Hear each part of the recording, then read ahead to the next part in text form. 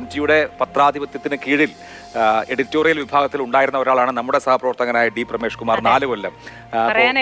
അതെ, അദ്ദേഹം നമ്മോടൊപ്പം ഉണ്ട്.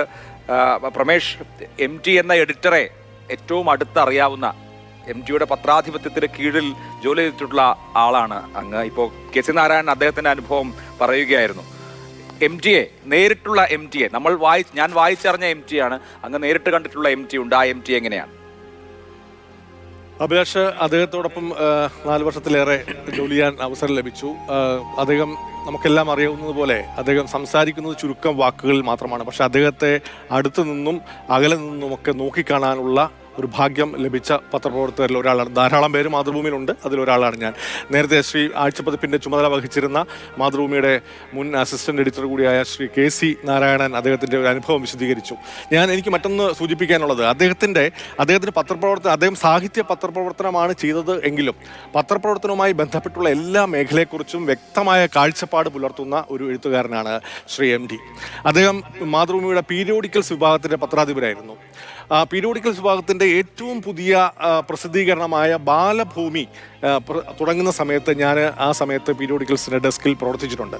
അതിൻ്റെ ഒരു ആലോചനാ യോഗത്തിൽ പങ്കെടുത്തത് ഞാൻ ഓർക്കുന്നു. ബാലപ്രസിദ്ധീകരണങ്ങൾ എങ്ങനെയായിരിക്കണം, ബാലസാഹിത്യം എങ്ങനെയായിരിക്കണം എന്നത് സംബന്ധിച്ച് വളരെ ഉൾക്കാഴ്ചയോടുള്ള അഭിപ്രായമാണ് MT. ആ മീറ്റിങ്ങിൽ പങ്കെടുത്ത് എനിക്ക് തോന്നുന്നു ഏറ്റവും സെൻസിബിൾ ആയിട്ടുള്ള അഭിപ്രായം പറയുന്നത് പത്രാധിപരായ MT തന്നെയാണ്. ബാലഭൂമിക്ക് വേണ്ടിയും MT എഴുതിയിട്ടുണ്ട്. ഞാൻ ബാലഭൂമിയിലാണ് ദയ വായിക്കുന്നത്. അതെ. മറ്റൊന്ന്, അഭിലാഷ്, നേരത്തെ ഞാൻ പറഞ്ഞ ശ്രദ്ധിച്ചു. നേരത്തെ ഈ ബാലഭൂമിയുടെ ഉദ്ഘാടന ചടങ്ങും എൻ്റെ മനസ്സിലുണ്ട്. ആ ഉദ്ഘാടന ചടങ്ങിൽ നമ്മൾ പങ്കെടുക്കുമ്പോൾ അവിടെ വിദ്യാർത്ഥികൾ, രക്ഷിതാക്കൾ, കുട്ടികൾ, പിന്നെ മറ്റ് മാതൃഭൂമി ജീവനക്കാർ, പൊതുജനങ്ങളൊക്കെയുള്ള വലിയൊരു പ്രൗഢഗംഭീരമായ സദസ്സിലാണ് ബാലഭൂമിയുടെ ഉദ്ഘാടനം നടന്നത്, ലോഞ്ച് നടന്നത്. അവിടെ അദ്ദേഹം പ്രസംഗിച്ചപ്പോൾ അദ്ദേഹം ആദ്യമേ പറഞ്ഞു, എനിക്ക് സംസാരിക്കാനുള്ളത് കുട്ടികളോട് മാത്രമാണ് എന്ന്. എന്നിട്ട് അദ്ദേഹം അവിടെയുള്ള മുതിർന്ന എല്ലാവരെയും അവഗണിച്ചുകൊണ്ട് കുട്ടികളോട് മാത്രം അദ്ദേഹം സംസാരിക്കുന്നു. നമ്മുടെ കഥാ പാരമ്പര്യത്തെക്കുറിച്ച്, ബാലസാഹിത്യത്തെക്കുറിച്ച്, പഞ്ചതന്ത്രം കഥകളെക്കുറിച്ച്, അങ്ങനെയുള്ള കുട്ടികളോട് വളരെ കമ്മ്യൂണിക്കേറ്റ് ചെയ്യുന്ന ഒരു എഴുത്തുകാരനെ എനിക്ക് അവിടെ കാണാൻ കഴിഞ്ഞു.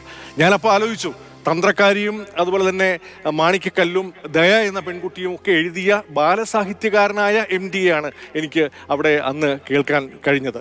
അങ്ങനെ ഏറ്റെടുക്കുന്ന ചുമതലകളിൽ അദ്ദേഹം വ്യാപരിക്കുന്ന മേഖലകളിലൊക്കെ തന്നെ അതിൻ്റെ സൂക്ഷ്മാംശത്തിൽ വളരെയധികം ശ്രദ്ധ പുലർത്തിയിരുന്ന ഒരു പത്രാധിപരായിരുന്നു MT എന്ന് എനിക്ക് ആ ഒരു സംഭവത്തിൽ, അങ്ങനെ നിരവധി സംഭവങ്ങളും സംവദിക്കാൻ കഴിയുന്ന എഴുത്തുകാരനായിരുന്നു MT. 1995 വിഷുവിനാണ് മാതൃഭൂമി ബാലഭൂമി എന്ന ബാലപ്രസിദ്ധീകരണം ആരംഭിക്കുന്നത്. അപ്പോൾ കുഞ്ഞുങ്ങളോടും മുതിർന്നവരോടും എല്ലാ തലങ്ങളിലുള്ള മലയാളിയോടും സംവദിച്ച എഴുത്തുകാരൻ എന്ന് നമുക്ക് MT വാസുദേവൻ നായരെ ചുരുക്കി പറയാം.